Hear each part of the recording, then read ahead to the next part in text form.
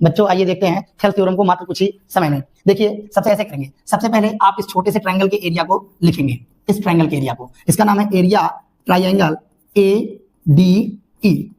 अब एरिया तो आप जानते होंगे क्या होता है, त्रिभुज का हाफ इंटू आधार, आधार का मतलब AD है, और साथ में इसके लंब का मैंने आपको बताया था EN का ही प्रयोग किया जाएगा, ठीक है। इसमें आपको भाग लगाना है दूसरे ट्रायंगल का, दूसरा ट्रायंगल DEB, क्या ट्रायंगल है, एरिया ट्रायंगल DEB, आप भाग लगाएंगे, ठीक है। तो आप जब भाग लगाएंगे तो इसका भी क्षेत्रफल वही आएगा, क्योंकि सूत्र वही है हाफ इंटू आधार गुणे ऊंचाई। आप देखिए आधार इसका यहाँ पर DB है और हाइट में आपको यही लेना है फिर से EN। मैंने कहा था आप EN को छोड़ेंगे नहीं, तो आपको मिलेगा DB और इंटू EN। इसमें आप क्या पाएंगे, EN से EN और हाफ से हाफ कैंसिल हो जाएगा, तो एरिया जो आपका ट्रायंगल ADE और एरिया ट्रायंगल DEB जो बचेगा वो आपका मिल जाएगा AD/DB। इसे आप इक्वेशन नंबर 1 कहेंगे। अब पुनः से जैसे इस साइड की तरफ आपने देखा है वैसे इस साइड की तरफ देखेंगे, एक बार AE आधार लेकर इस DM का प्रयोग करेंगे और एक बार इस ट्रायंगल में जिसका नाम है DEC इसका एरिया निकालेंगे, फिर भी इसी लंब का प्रयोग करेंगे। तो आइए इस हिसाब से अगर हम लोग एरिया को लिखें तो आपको प्राप्त होता है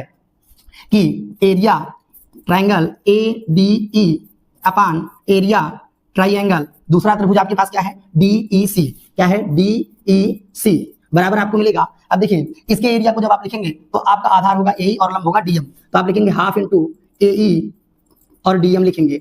और जब सेकंड ट्रायंगल की बात होगी अर्थात इस ट्रायंगल की बात होगी तो फिर से आप आधार में क्या लिखेंगे, EC लिखेंगे, तो आप लिखेंगे हाफ इंटू EC और इसका लंब फिर से वही होगा D से लेके M तक अर्थात DM, फिर से DM कैंसिल होगा, हाफ हाफ कैंसिल होगा, तो आपके पास एरिया ट्रायंगल ADE अपान एरिया ट्रायंगल DE और C प्राप्त होगा। अब आपको मिलता है AE अपान EC।